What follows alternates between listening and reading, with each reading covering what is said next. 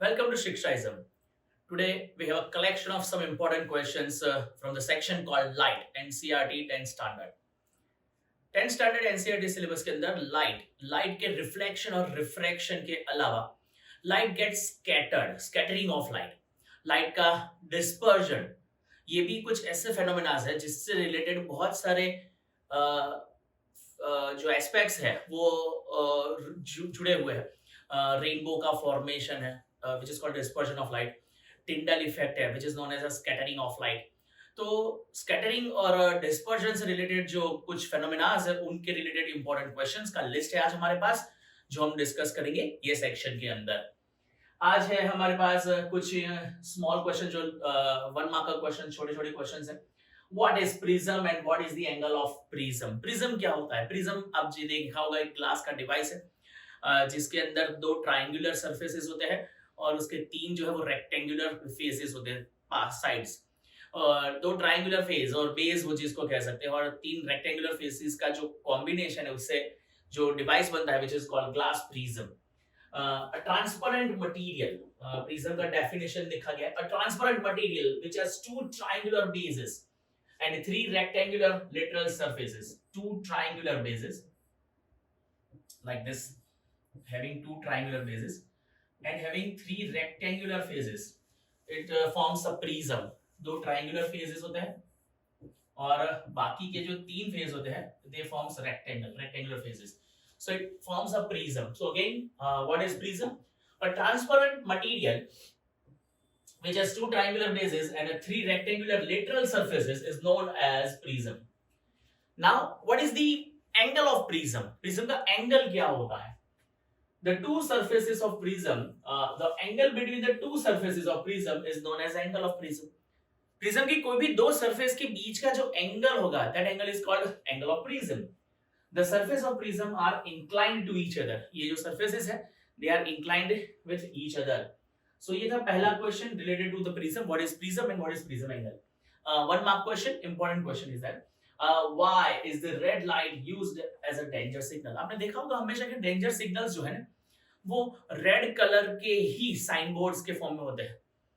Danger के signals red colour के sign boards में होते हैं। आप हाईवे पर कहीं भी जा रहे हो तो जो ट्रैकर्स होते हैं, पाथ ट्रैकर्स, वो भी रेड कलर के होते हैं। साइनेज जो बनाए जाते हैं वो रेड कलर के बनाए जाते हैं। Why always a red colour is used for a danger signal? Danger signal के लिए रेड कलर का इस्तेमाल क्यों होता है? क्योंकि डेंजर सिग्नल जो है वो दूर से भी दिखना चाहिए, प्रॉपरली विजिबल होना चाहिए। स्मोकी या फॉगी रीजन या हो सकते हैं जहां पर, या फॉगी और स्मोकी एटमोस्फियर अगर हो जाए तो भी जो व्हीकल ड्राइवर्स वगैरह जो है उनको प्रॉपरली एक इंडिकेशन मिल जाए कि भाई खतरा है वगैरह, इसलिए वो रेड कलर के बनाए जाते हैं। क्योंकि स्मोक और या जो फॉगी एरिया होता है वहां पर रेड कलर का जो स्कैटरिंग होता है वो लीस्ट होता है, या कहीं पर भी हम कह सकते हैं कि रेड कलर स्कैटर्स लीस्ट। जिसका स्कैटरिंग लिस्ट होगा उसकी इफेक्टिवनेस, उसकी इंटेंसिटी ज्यादा होती है, और इसीलिए रेड साइनेज जो है वो दूर से भी दिख जाता है। And that's why for that purpose the danger signals are always in a red color. The scattering of red light is least in fog and smoke. Fog और smoky area में भी या उसके environment में भी रेड कलर की जो signal होती है ना उसका स्कैटरिंग सबसे लीस्ट होता है, रेड कलर का least scattering. So red light can travel through the longest distance. Scattering least मतलब वो ट्रैवल कर सकती है लॉन्गेस्ट डिस्टेंस तक। Hence the red colour can be seen from far distance. दूर से भी रेड कलर दिख जाता है, and that's why that is the only purpose तो साइनेज जो है या जो डेंजर साइन है वो रेड कलर के बनाए जाते हैं। The sun appears white at noon from earth surface. Why? Observe किया है? नून टाइम पर जब आप सन को ऑब्जर्व करोगे, इवनिंग टाइम पर सन को ऑब्जर्व करोगे, मॉर्निंग टाइम पर सन को ऑब्जर्व करोगे, कलर डिफरेंसेस देखने को मिलते हैं। एट द नून टाइम सन जो है it appears white in colour, या थोड़ा बहुत व्हाइटिश होता है। लेट इवनिंग के टाइम पर वो कैसा लिखता है? Reddish orange. देखा होगा आपने। उसका भी रीजन है, हम एट प्रेजेंट डिस्कस कर रहे हैं why it appears white in colour at noon time. Noon time में सन का कलर जो है वो व्हाइट क्यों होता है? The light from the sun overhead would travel relatively shorter distance. हम जानते हैं कि नून टाइम के दौरान सन जो है ना वो ओवरहेड होता है, एग्जैक्ट ऊपर, हमारे ऊपर, अर्थ के ऊपर। सो ओवरहेड जो डिस्टेंस है वो साइडवेज डिस्टेंस से बहुत कम होता है। सन जब हॉराइजन पर होता है तो सबसे ज्यादा डिस्टेंस पर होता है, धीरे धीरे धीरे करके ऊपर आएगा साइडवेज, और ऊपर आने के टाइम पर अर्थ से उसका डिस्टेंस जो है वो डिक्रीज होता जाएगा। जितना डिस्टेंस डिक्रीज होता जाएगा उतनी ही सन में से आने वाली लाइट जो है उसका ट्रैवलिंग स्पीड बढ़ता जाएगा, क्योंकि डिस्टेंस कम करना है। डिस्टेंस कम हो जाएगा तो वो ट्रैवलिंग जो है वो जल्दी हो जाएगी। यहाँ पर मेंशन किया है light from the sun overhead would travel relatively shorter distance, कम डिस्टेंस ट्रैवल करना पड़ेगा लाइट को अर्थ तक पहुंचने के लिए, शॉर्टर डिस्टेंस की वजह से। At noon, the sun appears white only a little because a blue and a violet color scatters very few. या हम कह सकते हैं कि ब्लू और वायलेट का जो स्कैटरिंग है वो बहुत कम होगा नून टाइम के दौरान, क्योंकि डिस्टेंस कम कवर करना है। अगर कोई लाइट लार्ज डिस्टेंस से आती है तो वो लाइट आते आते आते आते उसके ट्रैवलिंग के दौरान उसका स्कैटरिंग ज्यादा होता है। लेकिन कम डिस्टेंस से अगर कोई लाइट आ रही है तो उसमें से आने वाली लाइट जो है उसकी जो फ्रीक्वेंसी उसमें स्कैटरिंग कम होगी। स्कैटरिंग कम होगी इसका मतलब यह है कि ब्लू और वायलेट के अलावा बाकी के सारे कलर्स तो एज इट इज अवेलेबल होते हैं, और ब्लू और वायलेट कलर का थोड़ा सा स्कैटरिंग होता है। मतलब सन में से आने वाली लाइट जो है उसके सातों सात कलर इंटैक्ट रहते हैं विदाउट स्कैटरिंग। स्कैटरिंग नहीं हो रही है, सात कलर का कॉम्बिनेशन है। We know that 7 colours VIBGYOR unite together to form a white light, और इसीलिए जो नून टाइम के दौरान सन में से आने वाली लाइट है उसमें लीस्ट स्कैटरिंग होता है, और लीस्ट स्कैटरिंग की वजह से it appears white in colour. So during daytime, all the colors enter into our eyes, and that's why it appears white in color. So ये तीन important questions थे, short question, छोटे-छोटे questions. What is prism? What is why is the red light used as a danger signal? And the sun appears white at noon from the surface of the earth. Why? जल्दी से आप copy कर ले, फिर और कुछ important questions हम discuss करने वाले यही सेशन में।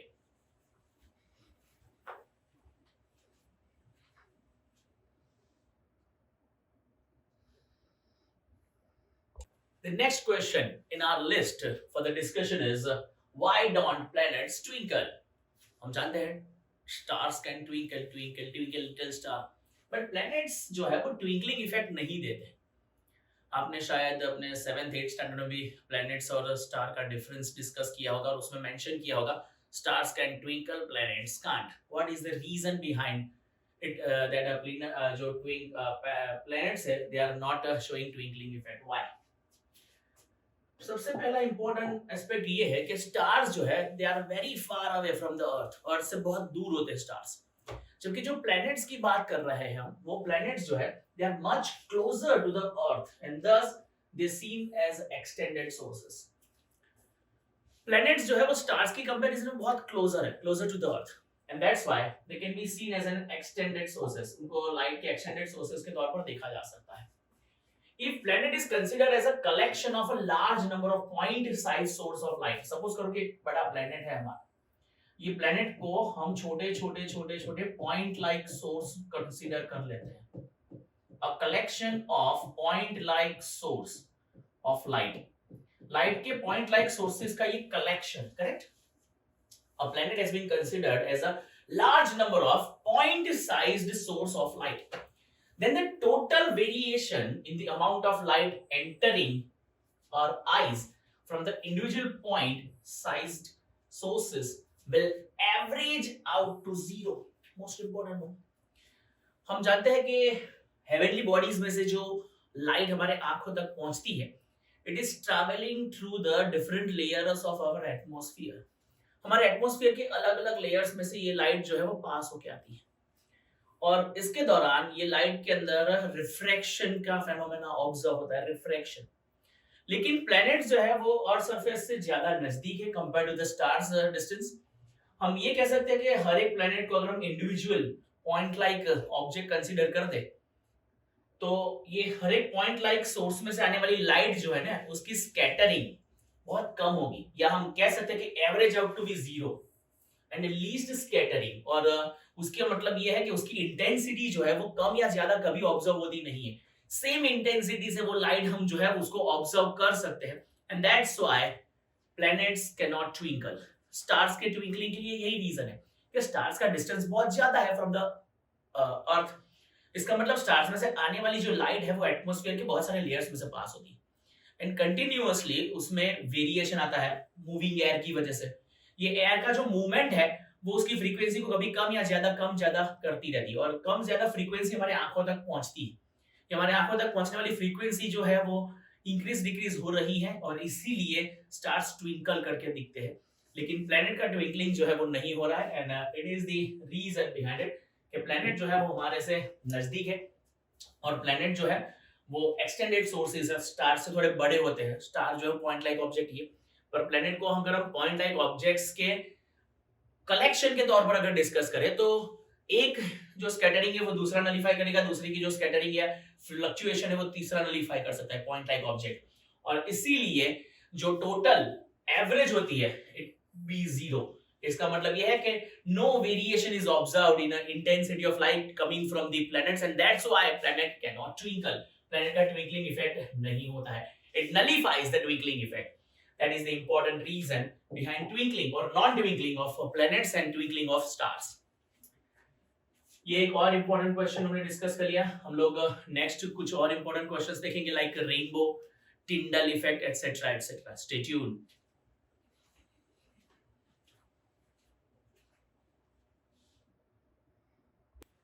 The important question, next important question is explain the refraction of light due to the Earth's atmosphere. हम जानते हैं कि अर्थ का जो एटमॉस्फेयर है उसमें हमेशा मूविंग एयर रहती है। So density of earth atmosphere is not same everywhere. हर जगह डेंसिटी जो है वो सेम होती नहीं है। डेंसिटी सेम नहीं है इसका मतलब ये है कहीं पर डेंस मीडियम होगा, कहीं पर रेरर मीडियम होगा एटमॉस्फेयर के अंदर। और अगर लाइट इसमें से ट्रैवल करेगी, सो डेंसर और रेरर मीडियम में से ट्रैवल करने के दौरान लाइट का जो डायरेक्शन है, उसका जो पाथ है, पाथ ऑफ प्रोपोगेशन, वो चेंज होता जाएगा, which is called refraction of light. हम यहाँ पर लाइट के नेचुरल रिफ्लेक्शन के बारे में, रिफ्रैक्शन के बारे में डिस्कस करने वाले हैं। So will discuss refraction of light due to the earth atmosphere. We already know that what is the meaning of refraction. When a ray of light enters from one transparent medium to another transparent medium. ये दो transparent medium ऐसे हैं जिनकी densities अलग-अलग हो सकती है। तो इनके अंदर when light ray enters from one to another, it slightly changes its direction of propagation, and the phenomena of changing the direction of propagation of light is known as a dispersion of light. When we observe that the apparent random weaving or flickering of objects seen through the turbulent stream of hot air rising above the fire or radiator. बहुत सी बार आपने ये observe किया होगा कि कहीं आग है जल रही है, या गर्म रेडिएटर जिसमें से गर्म हवाएं निकल रही है, उसके ऊपर अगर आप कोई भी चीजों को देखोगे ना तो वो फ्लिकरिंग दिखेगी, थोड़ी फ्लक्चुएट होती हुई दिखेगी। होली के दौरान जब होली जलाई जाती है तो उसमें भी आप ये फेनोमेना देख सकते हो। पेट्रोल पंप पर गए हो तो और पेट्रोल की जहां पर वेपर निकल रही है वहां पर भी आप ये ऑब्जर्व कर सकते हो। सराउंडिंग में बहुत सी ऐसी जगह है जहां पर ये फेनोमेना आप देख सकते हो अगर आपका स्ट्रॉन्ग ऑब्जर्वेशन है तो। Again we observe the apparent और रैंडम विवरिंग और flickering of the object seen through the turbulent stream of hot air. ये जो आप देख रहे हो आग के ऊपर ये फ्लिकरिंग क्यों होती है, पर जहां आग जली होती है उसके ऊपर की जो एयर होती है वो थोड़ी हॉट होती है, और हॉट एयर जो है उसकी डेंसिटी कम हो जाती है। सो वो थोड़ी सी रेयर मीडियम मतलब रेयर कंप्लीट कन्वर्जन हो जाएगी, डेंसिटी डिक्रीज हो जाती है। The air just above the fire becomes hotter and air further up, जो बहुत ऊपर हवा है उसकी कंपैरिजन में जस्ट अबोव द फायर वो एयर जो है वो थोड़ी सी रेयर बन जाएगी, मतलब गर्म होती है और वो रेयर बन जाएगी। The hotter air is less denser means rarer, मतलब उसके अंदर जो पार्टिकल्स की डेंसिटी है वो कम हो जाती है। Then the cooler air above it, मतलब डेंसिटी का डिफरेंस हो जाएगा। ऊपर ठंडी हवा है, नीचे गर्म हवा है। गर्म हवा जो है वो लेस डेंस है, ऊपर जो ठंडी हवाएं होती है वो ज्यादा डेंस होती है। अब डेंसिटी का डिफरेंस हुआ, मतलब लाइट अगर एक मीडियम से दूसरे मीडियम में ट्रांसफर करेगी जहां डेंसिटी का डिफरेंस होगा, इट डेफिनेटली गेट्स रिफ्रैक्टेड। तो यहां पर लाइट का रिफ्रैक्ट होना होगा ही, मतलब it is evident that light gets refracted. The hotter air has a refractive index less than that of a cooler air. Now, what is the meaning of refractive index? A refractive index is the capacity of any medium to deviate the moving light. Light जो move कर रही है उसको deviate करने की जो tendency, जो capacity होती है, उसको रिफ्रैक्टिव इंडेक्स कहते हैं। हम ये कह सकते हैं कि जो हॉट एयर है उसका रिफ्रैक्टिव इंडेक्स लेस होगा compare to the cooler air. Cooler air dense होती है, डेंसिटी जितनी ज्यादा उतना डेविएशन ज्यादा। तो cooler air having a higher refractive index and hotter air having a less refractive index. Refractive index is a capacity, basically उसको कह सकते हैं capacity to deviate the light from its original direction. Since the physical conditions of the refractive medium air are not stationary, आपने देखा कि दोनों जगह air की डेंसिटी में डिफरेंस है, और इसका मतलब यह है कि उनकी फिजिकल कंडीशन अलग अलग है।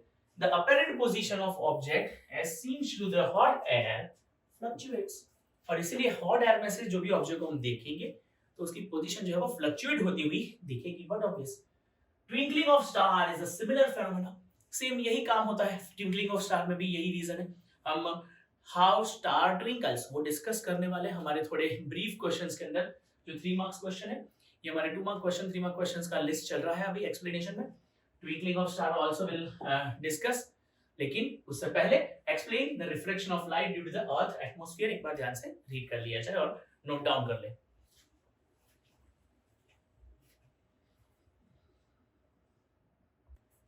The next question in our list is explain Tyndall effect. Tyndall studied the relation or studied the effect of scattering of light. Light के जो पार्टिकल्स होते हैं उनको फोटॉन्स कहते हैं। Photons, light has a particulate nature as well as wave nature. Light के dual behaviour के बारे में आपने पढ़ा होगा। Light has a dual characteristic, it has a particulate as well as wave nature. Light के जो पार्टिकल्स होते हैं उनको कहते हैं फोटॉन्स, और लाइट जो है वो प्रोपोगेट करती है in form of quanta. Quanta means small energy of packets. तो लाइट का जो प्रोपोगेशन है वो पार्टिकल फॉर्म में होता है, लेकिन जब ये पार्टिकल्स प्रोपोगेट कर रहे होते हैं तो उनके पाथ को स्कैटर किया जा सकता है, उनके पाथ को डिस्टर्ब किया जा सकता है। कुछ बड़े साइज के पार्टिकल्स जिनको कॉलोइडल पार्टिकल्स कहते हैं, आपने 3 टाइप के सॉल्यूशंस के बारे में आपको पता होगा। True solution, colloidal solution and suspension. True solutions किसको कहते हैं? कुछ ऐसे सॉल्यूशंस जिसमें सॉल्यूट सॉल्वेंट के अंदर जब डिसॉल्व किया जाएगा तो एक ट्रांसपेरेंट सॉल्यूशन का फॉर्मेशन करता है। Transparent solution when a solute is dissolved in solvent. इसमें सॉल्यूट के जो पार्टिकल्स होते हैं उसकी साइज बहुत छोटी होती है, और इसका मतलब ये है कि वो ट्रू सॉल्यूशन का फॉर्मेशन करेगा। जो नेक्स्ट स्टेप होता है, नेक्स्ट टाइप और दूसरे टाइप का जो सॉल्यूशन है उसको कहते हैं सस्पेंशन। आपने बहुत सी बॉटल्स होगी, मेडिसिन बॉटल्स पर उस पर देखा होगा शेक वेल बिफोर यूज, मतलब यूज करने से पहले उसको शेक करें, क्योंकि ये जो सॉल्यूशन है उनको सस्पेंशन कहते हैं। सस्पेंशन का मतलब है कि जो सॉल्यूट पार्टिकल्स है, ये सॉल्यूट पार्टिकल्स की साइज थोड़ी ज्यादा है। बड़ी साइज के ये सॉल्यूट पार्टिकल्स होने की वजह से, ग्रेविटी की इफेक्ट की वजह से, they settle at the bottom of the bottle और एपरेटस। जो भी एपरेटस में वो भरा जाएगा उसकी बॉटम पर वो सेटल हो जाते हैं, और इसीलिए उनका प्रॉपर इस्तेमाल करने के लिए उनको पहले शेक किया जाता है बिफोर यूजिंग। उनको सस्पेंशन कहते हैं।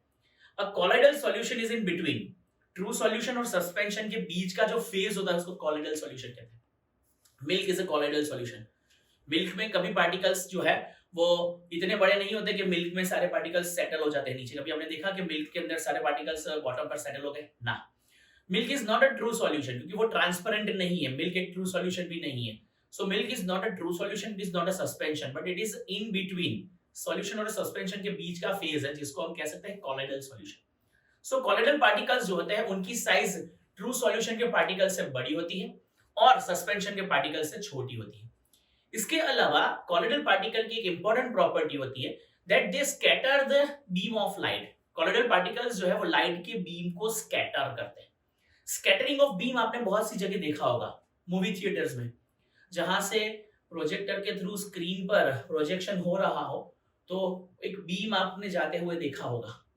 प्लस हेडलाइट ऑफ कार, अंधेरे में कार की हेडलाइट से जाती हुई एक बीम आपने देखी होगी। Beam, what is meaning of beam? A band of rays. जो लाइट के रेज होते हैं उनका जो पूरा बैंड होता है उसको कहते हैं beam of light. Beam of light, रे जब यूनाइट होते हैं दे क्रिएट्स अ बीम। ये जो बीम है ना, ये बीम मतलब लाइट रेज का प्रोपोगेशन शो कर रहे हैं। और ये बीम कब विजिबल होता है? जब पार्टिकल्स की साइज एक सर्टेन साइज होगी जो ये बीम को क्या करेगी? स्कैटर करेगी। Then and then only the beam is visible, तभी ये बीम विजिबल होता है हमको। तो ऐसे बहुत से फेनोमेनास आपने ऑब्जर्व किए होंगे जहां पर लाइट जो है उसका स्कैटरिंग होता है, and the same phenomena is known as Tyndall effect. उसी को हम टिंडल इफेक्ट के नाम से जानते हैं। Let's see the Tyndall effect. The Earth's atmosphere is a mixture of minute particles. This particle involves or includes smoke, tiny water droplets, suspended particles of dust and molecules of air. Atmosphere में सब कुछ present होता है. Smoke है, tiny water droplets होगी, कुछ suspended particles होंगे और कुछ डस्ट के मॉलिक्यूल्स या एयर मॉलिक्यूल्स भी प्रेजेंट रहेंगे. When a beam of light strike these fine particles, the path of beam become visible. As I mentioned, कि beam in absence of particles दिखता नहीं है. Beam जो है वो अवेलेबल है या ऑब्जर्व किया जाएगा कब? When it strikes this particle. ये particles को जब beam strike करेगा, then and then only the beam gets visible. Because of the light reaches us after being reflected, that means it's scattered by the particles. Light जो है ना वो scattering के बाद हमारी आंखों तक पहुंचती है. यहाँ पर ये जो particles के साथ टकराने के बाद ये light हमारी आंखों तक पहुंचेगी. The phenomena of scattering of light by colloidal particle give rise to the Tyndall effect. As I mentioned, what is the meaning of colloidal particles? जब लाइट के रेज जो है वो colloidal particles को जाके टकराएंगे, when they colliding with the colloidal particles, they give rise to the Tyndall effect. This phenomena is seen when a fine beam of sunlight enters a smoke-filled room. एक room है जिसमें smoke है और एक fine beam of light, sunlight जो है उसमें enter हो रही है. कहीं आपने देखा होगा कि ऊपर छपरे लगे हुए पत्रे और उसमें एक छोटा सा होल है, वहां से लाइट का एक बीम आ रहा है अंधेरे रूम के अंदर. तो ये टिंडल इफेक्ट आप देख रहे होंगे, उसमें छोटे छोटे एयर के टाइनी पार्टिकल्स आपने देखे होंगे जो विदाउट वो बीम के दिखते नहीं है. This effect can be observed when a sunlight passes through a canopy of dense forest. ये डेंस फॉरेस्ट में जब सनलाइट जो है वो पास थ्रू होती है, कैनोपी ऑफ फॉरेस्ट मतलब थ्रू द डेंस ट्रीज, जो ट्रीज है बड़े वाले उसमें से कभी कभी सनलाइट एंटर होती है और वहां पे भी आपको टिंडल इफेक्ट देखने को मिल सकती है. Blue color seen in the smoke emitted due to the burning engine of oil motorcycle is an account of Tyndall effect. बहुत सी बार आपने देखा होगा कि जो स्मोक एमिट हो रहा है इंजन से, व्हीकल के इंजन से, ये स्मोक जो है वो इंजन ऑयल के बर्निंग की वजह से प्रोड्यूस होता है और इंजन ऑयल के बर्निंग की वजह से उसमें से जो टाइनी पार्टिकल्स होते हैं ये लाइट को स्कैटर कर रहे होते हैं और उसी की वजह से स्कैटरिंग ऑफ लाइट दिखती है, which is also known as Tyndall effect. This Tyndall effect is applicable to determine the dimension of colloidal particle. ये है important study of Tyndall effect. Tyndall effect का यूज क्या है? तो भाई colloidal particles के dimensions मतलब उसकी साइज को मेजर करने के लिए Tyndall effect का इस्तेमाल हो सकता है. And also the density of particles in a aerosol. Aerosol का मतलब sprayers. जो sprayers हम यूज कर रहे हैं, ये sprayers के अंदर जो particles होते हैं, ये particles की density क्या है, ये जानकारी भी हम Tyndall effect से obtain कर सकते हैं. So the short note on Tyndall effect is there on your screen. जल्दी से इसके important points जो है वो note down कर ले.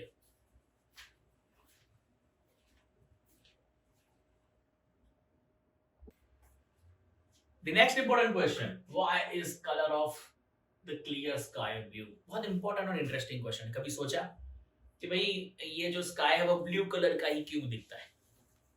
बहुत सी बार हम कैजुअल लुक देते हैं, ऊपर देखते हैं स्काई ब्लू कलर, इवन हमारे ड्राइंग्स में भी हम स्काई को ब्लू कलर प्रोवाइड करते हैं. ब्लू कलर स्काई, हमेशा स्काई का कलर ब्लू क्यों होता है? Why not yellow, why not orange? कभी कभी ऑरेंज दिखता है राइट इवनिंग के टाइम पर, बट उसकी जो इफेक्ट है वो हम जानते हैं वो क्या reason. But normally sky appears blue in colour. क्या क्या रीजन है that for blue colour of sky? हम जानते हैं कि हमारी जो व्हाइट लाइट है ना, it is constituted by the 7 colours. ये 7 कलर्स के अंदर violet, indigo, blue, green, yellow, orange और रेड कलर्स का इन्वॉल्वमेंट होता है, which is called Vibgyor violet. It constitutes about a white light. Vibgyor constitutes about white light. Vibgyor में जो V represents, it's a violet color, violet, and R is a red color. ये दो extreme colors है in a band of 7 colors which constitute a white light. अगर मैं कहूँ कि जो वायोलेट या इंडिगो या ब्लू जो कलर है ना, विबग्योर में। ये ऐसे कलर है जिनकी वेवलेंथ कम है, और जो रेड रीजन है ना, येलो ऑरेंज, ये ऐसे कलर्स है जिनकी वेवलेंथ ज्यादा होती है। Now what is the meaning of wavelength? Wavelength is denoted by lambda, याद है ग्रीक अल्फाबेट लैम्बडा। वेवलेंथ का मतलब एक जो वेव प्रोपोगेट हो रहा है उसके दो कंसेक्यूटिव क्रेस्ट या दो कंसेक्यूटिव ट्रफ के बीच का डिस्टेंस, उसको वेवलेंथ कहते हैं नॉर्मल लैंग्वेज। ये नॉर्मली वेवलेंथ को मैं एक्सप्रेस ये तरीके से कर सकता हूँ। तो भाई वायोलेट, इंडिगो, ब्लू जो कलर है ना हमारे विबग्योर रीजन, वो शॉर्टर वेवलेंथ पोजेस करते हैं, और जो पीछे के कलर्स हैं they are having a larger wavelength. Air के अंदर जो पार्टिकल्स है, एयर के पार्टिकल्स, उनकी साइज भी छोटी होती है, माइन्यूट पार्टिकल्स होते हैं। और जो स्मॉलर पार्टिकल्स होते हैं ना, they scatter smaller wavelength containing colours. मतलब ऐसे वेव्स को वो ज्यादा स्कैटर करते हैं जिनकी वेवलेंथ कम होगी। तो हमने देखा कि ये जो रीजन है इंडिगो, वायलेट, ब्लू वाला, उसमें वेवलेंथ कम है। जो कम वेवलेंथ वाले वेव्स होंगे, ये कलर्स होंगे, उनका स्कैटरिंग सबसे ज्यादा होगा। यहाँ पर मैं ये कह सकता हूँ कि ब्लू कलर की जो वेवलेंथ है वो कम आती है, और कम वेवलेंथ है, और ये ऐसे पार्टिकल्स जो एटमॉस्फेयर में प्रेजेंट है, हमारी एयर में प्रेजेंट है, वो सुटेबली ब्लू कलर की जो लाइट है उसको ज्यादा स्कैटर करते हैं। और ब्लू कलर की लाइट का स्कैटरिंग सबसे मैक्सिमम होने की वजह से हमारा जो कलर जो है स्काई का, it is blue colour sky. Why is the colour of the clear sky blue? Let's see. The molecules of air and the other fine particles in the atmosphere have smaller size. Atmosphere में जो fine particles हैं, they are having smaller size. The wavelength of the visible light, then the wavelength of the visible light. These are scattering light of shorter wavelength at the blue end, and the light longer wavelength at the red end. In short, ये दो statement का मतलब ये है कि भाई जो air के अंदर जो माइन्यूट पार्टिकल्स होते हैं, वो उनकी स्कैटरिंग इफेक्ट जो है ना, वो स्मॉलर साइज के होने की वजह से वो विजिबल लाइट के ब्लू रीजन को ज्यादा स्कैटर करती है compare to the red region. क्योंकि रेड रीजन जो है पीछे वाला रीजन, वहां पे लॉन्गर वेवलेंथ है, और ब्लू रीजन में शॉर्टर वेवलेंथ है। Smaller particles scatters more the shorter wavelength containing colours, मतलब blue colour. The red light has a wavelength about 1.8 times greater than the blue light. Important objective में red light की जो wavelength है वो blue light की comparison में 1.8 times ज्यादा है। When a sunlight passes through the atmosphere, the fine particles in air scatter the blue color more. Mention किया है कि भाई हाईएस्ट स्कैटरिंग कौन से कलर की होगी? Blue colour. Strongly than that of a red colour. Red colour की comparison में ब्लू कलर का स्कैटरिंग ज्यादा होगा। The scattered blue light enters into eyes and hence the sky would have looks blue. Sky का colour blue हो जाएगा, दिखता है हमको। If the earth had no atmosphere, there would not have been any scattering. अगर अर्थ में atmosphere ही नहीं होता तो लाइट का स्कैटरिंग ही नहीं होता, और लाइट अगर स्कैटर नहीं होती तो स्काई जो है ना वो कभी भी कलर्ड नहीं दिखता, हमेशा डार्क दिखता। आप देख सकते हो कि भाई sky appears dark to the passenger flying at a very high altitude, as no scattering or no prominent scattering is there at the height. Higher altitudes पर higher height के ऊपर scattering होती नहीं है, और इसका मतलब ये है कि आप जब फ्लाइट पे जा रहे होते हैं ना, तो आपको ऊपर जो स्काई है वो डार्क दिखेगा, ज्यादा ब्लूइश दिखता नहीं है, because not having scattering of light. ये है why, a reason behind why the clear sky appears blue. Copy down.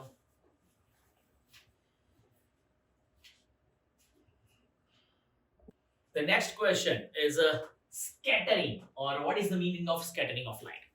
Light का एक्चुअली स्कैटरिंग का मतलब क्या होता है? हमने टिंडल इफेक्ट में देखा है कि स्कैटरिंग होती है लाइट की। Why clear sky appears blue in colour, उसमें हमने स्कैटरिंग की बात करी था। What is the meaning of actual scattering? Scattering होती क्या है? डिफाइन किया गया है स्कैटरिंग को सबसे पहले। When a beam of light incident on a molecule, atom और पार्टिकल, जब कोई बीम ऑफ लाइट इंसिडेंट होता है कोई मॉलिक्यूल पर, कोई एटम या पार्टिकल पर, जिसकी डायमेंशंस या जिसके डायमेंशंस जो है is in the wavelength range of white light. Dimension जो है पार्टिकल्स के वो व्हाइट लाइट के रेंज में होने चाहिए. अगर ये पार्टिकल के डायमेंशंस उनकी साइज की बात कर रहे हैं, डायमेंशन मतलब size, it is with in the range of a white light, तो क्या होगा कि जब व्हाइट लाइट इस पर इंसिडेंट करी जाएगी तो ये व्हाइट लाइट में से कुछ कलर को ये एब्जॉर्ब कर लेते हैं, और एब्जॉर्प्शन के बाद ये व्हाइट लाइट सिंगल डायरेक्शन में मतलब आगे प्रोपोगेट करने के बजाय उनको फैला दिया जाता है in different direction. The phenomena is called scattering of light. क्या कहते हैं इसको? स्कैटरिंग. लाइट का स्कैटरिंग करते हैं. See, when a beam of light incident on a molecule, atom or a particle of the dimension which is in the wavelength range of white light, it absorbs the light at first. Initially, in first instance, वो light को पहले absorb कर लेगा, and then it throw the light in the various direction. As I mentioned, कि भाई वो absorb light को फिर एक single direction में propagate नहीं करता है, it throw it into the various directions, and this is called scattering of light. इसको light का scatter हो जाना कहते हैं. Actual scattering of light it is. Hence light rays instead of advance in a complete original path, जो light rays single original path straight direction में travel कर रहे होते हैं, उसके बदले उनका partial parting हो जाएगा, और partial parts में ये अलग अलग direction में propagate होती जाएगी, and the phenomena is known as scattering of light. This phenomena is known as scattering, light scattering. Some wonderful phenomena are seen due to the scattering of light, and they are as below. कुछ important और wonderful phenomena हैं जो light के scattering से जुड़े हुए हैं.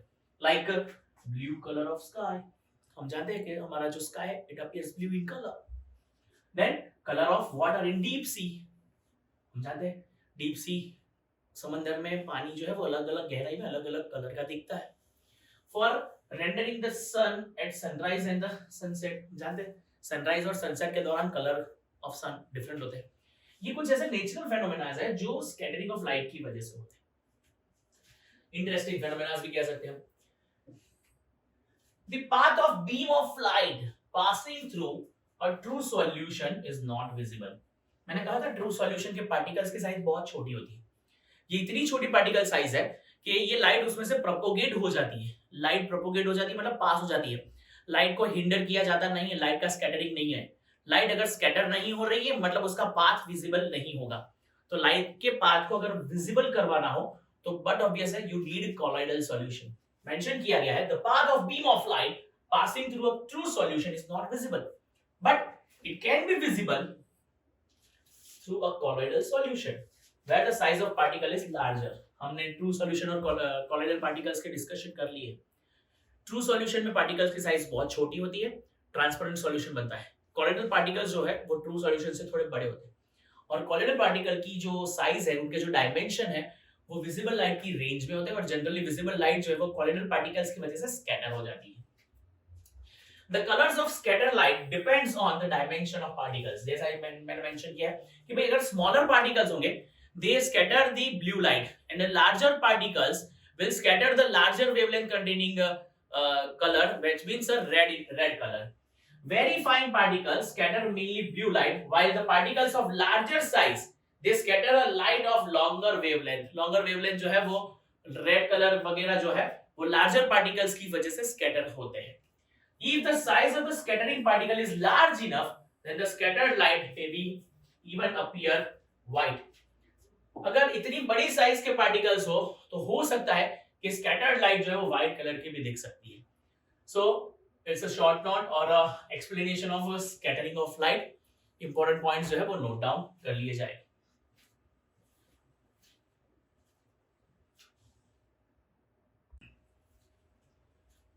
The next question in the discussion list is explain the dispersion of white light by a glass prism.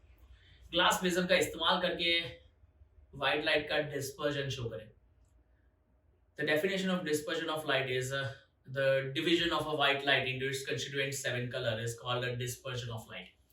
When a white light gets divided into its constituent 7 color, the phenomena is known as a dispersion of light, and dispersion of light can be achieved through a prism.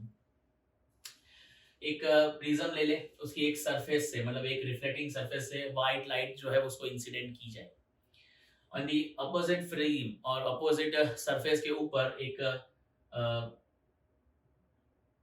Filament रख दिया जाए और screen रख दी जाए। ये screen के ऊपर हम लोग को अ बैंड ऑफ 7 कलर जो है वो अवेलेबल हो सकता है and this band of 7 colour is known as a spectrum. उसको स्पेक्ट्रम कह सकते हैं। स्पेक्ट्रम ऑब्टेन किया जाता है on a screen on the opposite side. Let's see the dispersion of white light by a glass prism. A sunlight consisting of 7 different colors. Vibgyor, we know that. Sunlight जो है, it is constituted by 7 different colors. The phenomena of splitting of a white light into its constituent 7 color is known as dispersion. Let us do activity and let's see how dispersion occurs through prism. Prism के through कैसे dispersion होता है? एक prism रखे और एक white light उस पर से incident करे। सबसे पहले प्रिज्म की एक सरफेस पर ये व्हाइट लाइट जो है वो रिफ्रैक्ट होगी, रिफ्रैक्शन ऑफ लाइट, डेविएट होगी अपनी ओरिजिनल डायरेक्शन से। डेविएशन के साथ साथ प्रिज्म की प्रॉपर्टी है कि ये व्हाइट लाइट उसमें से जो ट्रैवल करेगी, ये व्हाइट लाइट जो है उसके कंस्टिट्यूएंट कलर्स होंगे, उनके वेलोसिटीज अलग अलग होंगे, different velocities they are having. Red colour having highest velocity और रेड कलर का डेविएशन लीस्ट होगा, least deviation by prism. Prism का जो रिफ्रैक्टिव इंडेक्स है उसकी कैपेसिटी के बेसिस पर वो अलग अलग कलर को डेविएट करेगा, कोशिश करेगा उसको डेविएट करने की, जिसमें सबसे लीस्ट डेविएशन जो है वो रेड कलर का होगा। Why the red colour gets least deviated? Because red colour has highest velocity through passing through the prism. जिसकी वेलोसिटी ज्यादा होगी उसका डेविएशन कम होगा। तो रेड कलर का वेलोसिटी ज्यादा है, वो ग्लास प्रिज्म के थ्रू इजीली पास हो जाएगा and that's why it gets less deviated. जबकि जो वायोलेट कलर है उसकी वेलोसिटी कम है। When it passes through the prism having a less velocity, उसका डेविएशन जो है वो कंटिन्यूअसली बढ़ता जाएगा और highest deviation is observed by the violet color because of having least velocity and highest velocity of red color, and that's why it gets deviated least. So which color light gets leastly deviated? Red. Highest deviation is observed in case of violet color, while red color gets least deviation because it has a highest velocity through travel through the glass prism.